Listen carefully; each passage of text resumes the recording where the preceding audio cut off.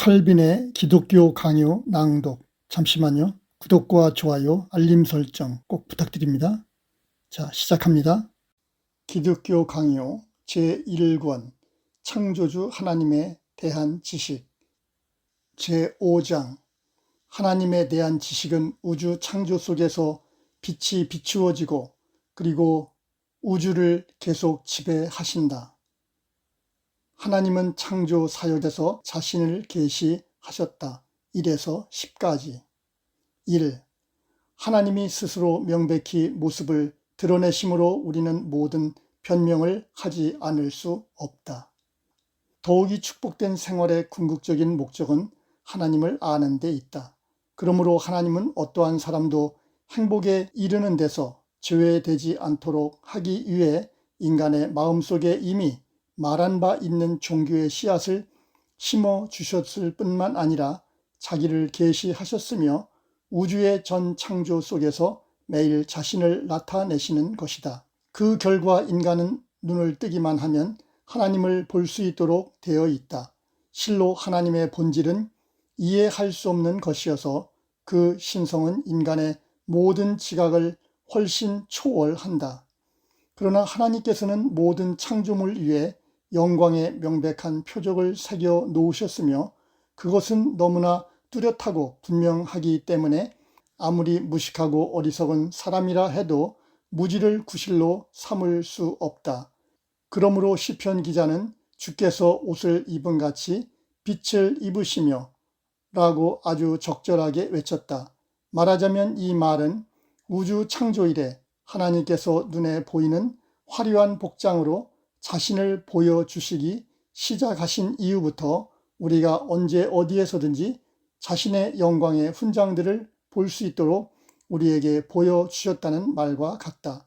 시편 기자는 또한 같은 곳에서 능란하게 광대한 하늘을 왕궁에 비교하여 다음과 같이 물에 자기 누각에 들보를 얹으시며 구름으로 자기 수레를 삼으시며 바람 날개로 다니시며 바람으로 자기 사자를 삼으시며 화염으로 자기 사역자를 삼으시며 라고 말하였다. 그리고 하나님의 권능과 지혜의 영광이 위에서는 더욱 찬란하게 빛나고 있기 때문에 흔히 하늘을 하나님의 궁전이라고 부른다. 더욱이 무엇보다도 먼저 눈을 어디로 돌리든지 이 세계에는 어느 정도 하나님의 영광의 섬광이 빛나지 않는 곳은 하나도 없다. 우리는 그 가장 거대하고 아름다우며 광대한 이 우주의 구조를 그 광채의 무한한 힘에 완전히 압도당하지 않고는 잠시라도 바라볼 수 없는 것이다.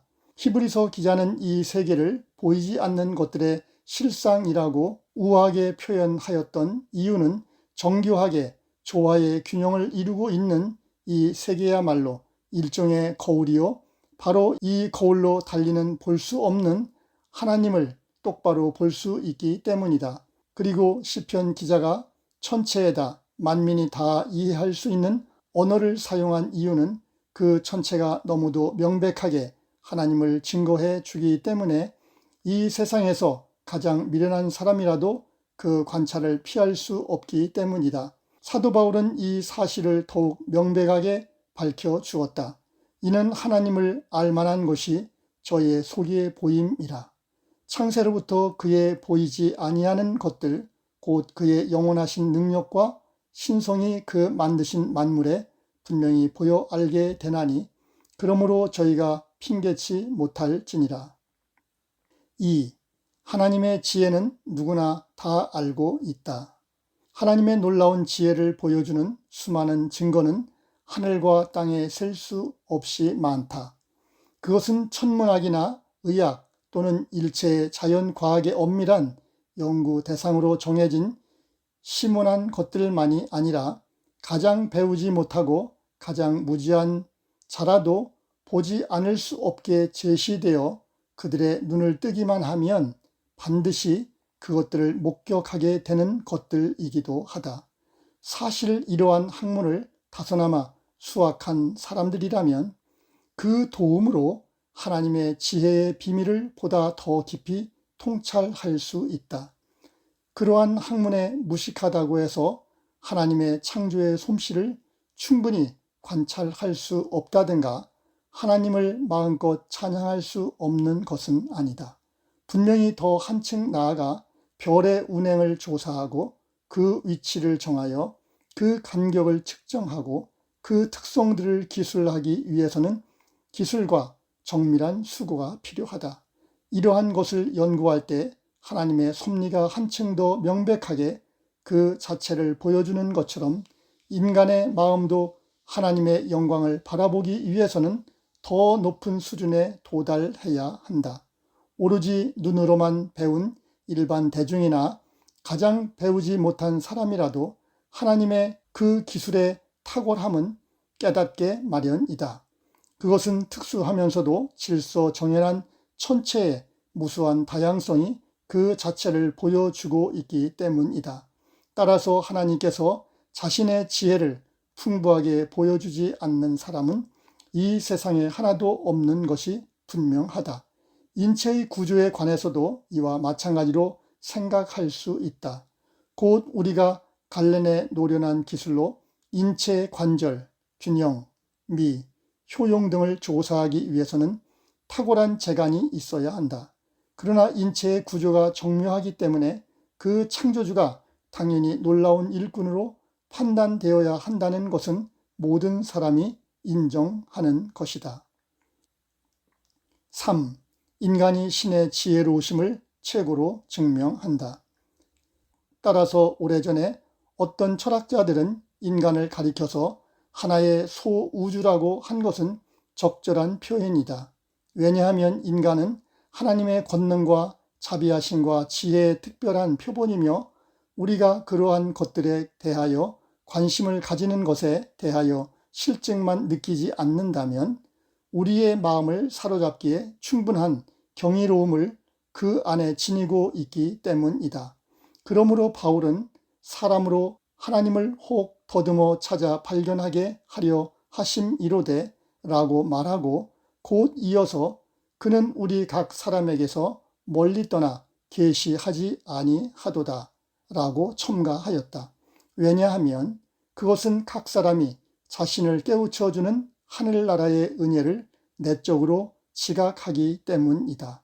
그런데 하나님을 이해하는데 인간의 한계를 넘어설 필요가 없다고 한다면 하나님을 발견하기 위해 자신을 낮추기를 원하지 않는 자들의 그 게으름이 어떻게 용서받을 수 있을까? 이와 똑같은 이유로 다윗은 도처에서 빛나는 하나님의 그 놀라운 이름과 영광을 간단히 찬양하고 곧 이어서 사람이 무엇이간데 주께서 저를 생각하시며 라고 외쳤다. 그는 다시 어린아이와 젖먹이의 입으로 말미암아 권능을 세우시며 라고 말하기도 하였다. 이와 같이 인류는 하나님의 사역에 대한 맑은 거울일 뿐 아니라 어머니 가슴에서 젖먹는 어린 아이들까지도 다른 웅변가를 필요로 하지 않을 만큼 하나님의 영광을 전파하는데 충분한 웅변적인 언어를 가지고 있다고 그는 선언했다. 그래서 다윗은 악마적인 교만으로 하나님의 이름을 없애고자 하는 자들의 그 광란을 충분히 반박할 수 있다고 생각했기 때문에 주저하지 아니하고 어린 아이를 여기에 논전에 끌어내 온 것이다. 따라서 바울도 또한 아라투스의 말을 인용하여 우리가 그의 소생이라고 말하였다. 왜냐하면 하나님은 그와 같은 훌륭한 탁월성을 우리에게 부여해 주심으로써 자신이 우리의 아버지임을 증명해 주셨기 때문이다. 이와 같이 이교의 시인들도 상식과 경험의 지시를 따라 하나님을 사람들의 아버지라고 불렀던 것이다. 진실로 아버지로서의 하나님의 사랑을 먼저 맛보고 다음에 자기 편에서 하나님을 사랑하며 경배드리지 않는 한 아무도 자기를 바쳐 자발적으로 하나님을 섬길 수 없는 것이다. 다음 만날 때까지 주님과 꼭 동행하시기를 바랍니다. 복덩이 여러분을 축복하고 사랑합니다. Bless you!